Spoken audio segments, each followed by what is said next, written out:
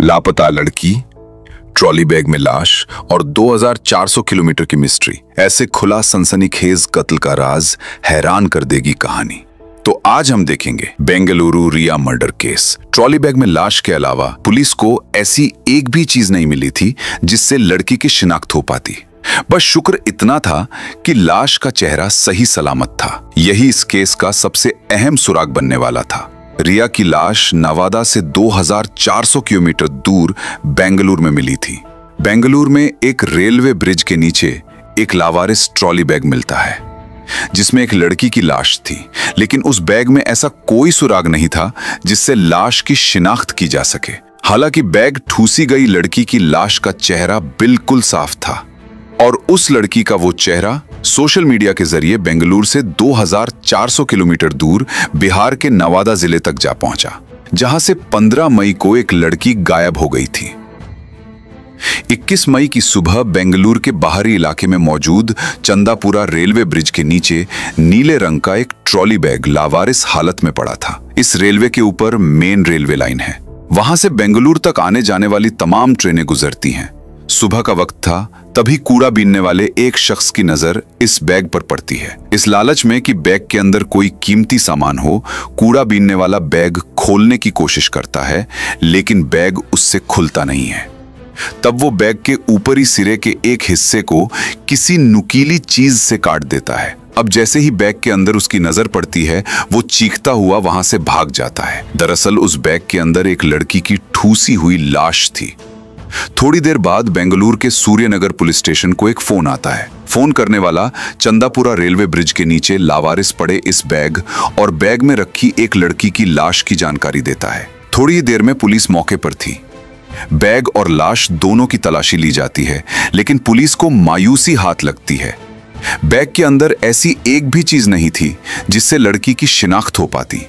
बस शुक्र इतना था कि लाश का चेहरा सही सलामत था। पुलिस लाश को सरकारी अस्पताल पोस्टमार्टम के लिए भेज देती है। जिस तरह रेलवे ब्रिज के नीचे ये बैग और बैग के अंदर से लाश बरामद हुई थी, उसे देखते हुए पहली नजर में पुलिस को यही लगा कि कातिल ने किसी चलती ट्रेन से इस बैग को यहां फेंका है। पहले चश्मदीद यानी कूड़ा बीनने वाले से पूछताछ के बाद अब बेंगलुरु पुलिस इस जांच में जुट जाती है कि अंदाजन जिस वक्त ये बैग इस रेलवे ब्रिज के नीचे फेंका गया, तब क्या वक्त हुआ होगा और कौन कौन सी ट्रेन उस वक्त यहां से गुजरी होगी। लेकिन बेंगलुरु पुलिस के हाथ कोई कामयाबी नहीं लगी। यहां तक कि बैग से बरामद लड़की की शिनाख्त भी नहीं हो पाती।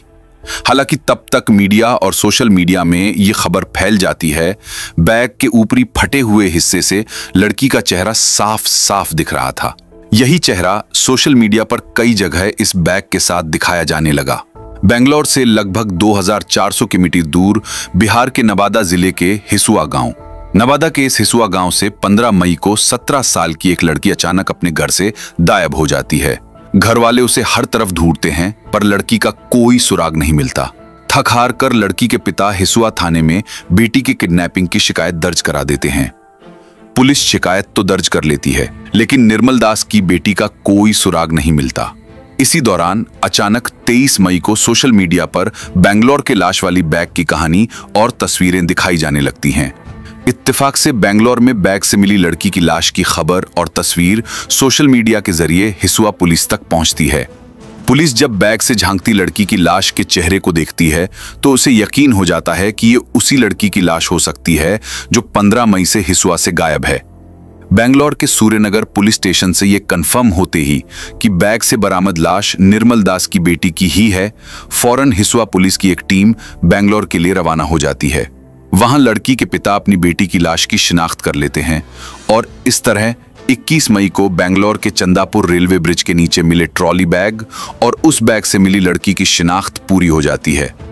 पर कहानी अभी अधूरी थी, क्योंकि पोस्टमार्टम रिपोर्ट के हिसाब से लड़की का कत्ल करने के बाद उसकी लाश को बैग में ठूंसा गया था। पोस्टमार्टम रिपोर्ट के मुताबिक लड़की को गला घोट कर मारा गया था। उसकी गर्दन की हड्डी भी टूटी हुई थी। लड़की के सीने पर बैठकर उसका गला घोटा गया था। अब 2 सवाल थे। सवाल नंबर 1, लड़की का कातिल कौन है? सवाल नंबर 2, बिहार के नवादा के हिसुआ गांव की रहने वाली एक नाबालिग लड़की गांव से 2400 किलोमीटर दूर बेंगलुरु कैसे पहुंच गई?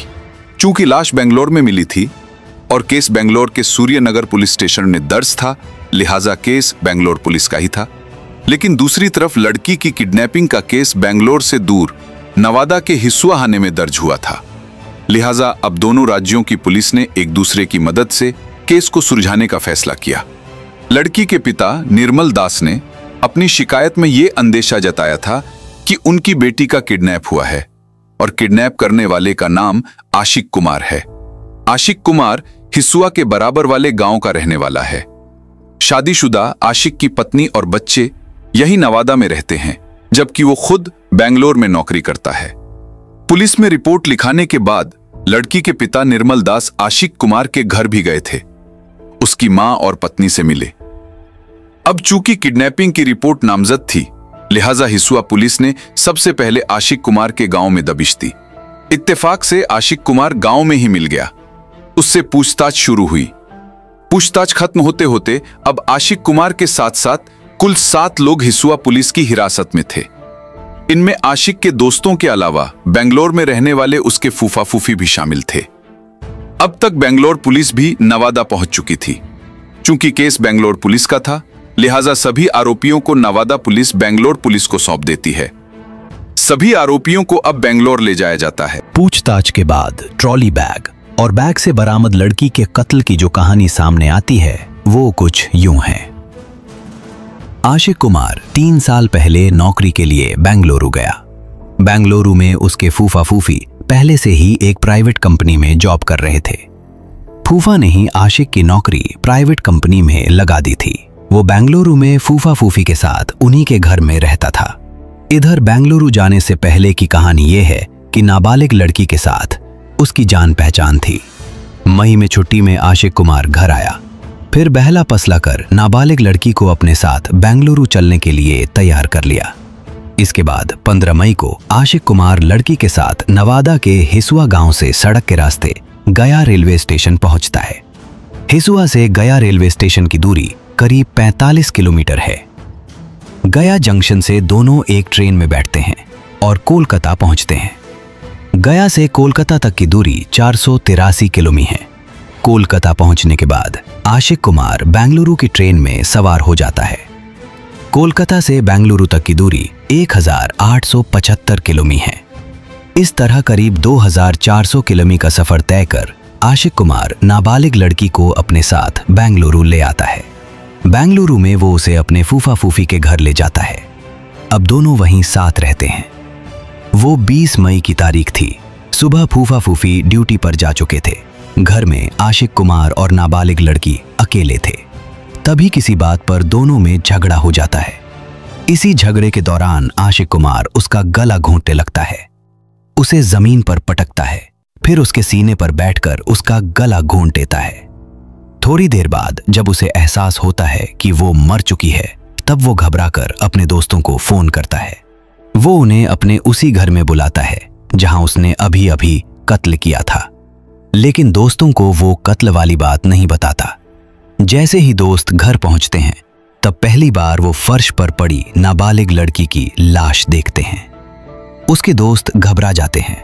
तब वो उन्हें धमकाता है कि तुम्हें पुलिस को यही बयान देना है कि इसने फंदा लगाकर खुदकुशी कर ली है, वरना तुम सबको भी अपने साथ फंसा दूंगा। डर के मारे सभी दोस्त तैयार हो जाते हैं। इसके बाद खुदकुशी की कहानी गढ़ने के लिए वो घर की खिड़की के शीशा तोड़ देते हैं, ताकि पुलिस को यही लगे कि दरवाजा अंदर से बंद था और खिड़की का शीशा तोड़कर ये लोग उस नाबालिग लड़की को बचाने अंदर दाखिल हुए थे।